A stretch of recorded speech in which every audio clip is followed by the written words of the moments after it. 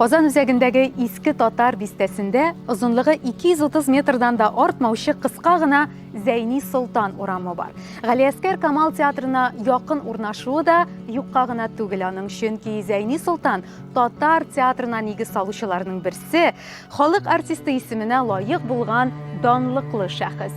Ә сез бу урамда булганыгыз бармы? Бергәләп атлыйк.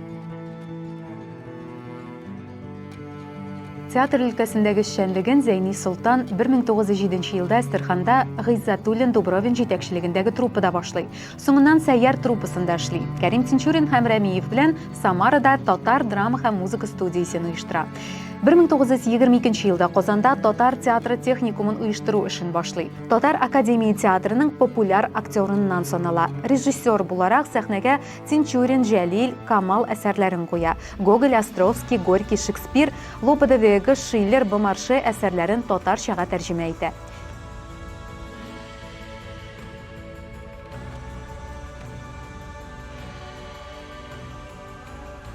Зәйни Солтан урамы бер яктан Каюм Насыйри, икенчесеннән Габдулла Тукай урамы белән чикләнә.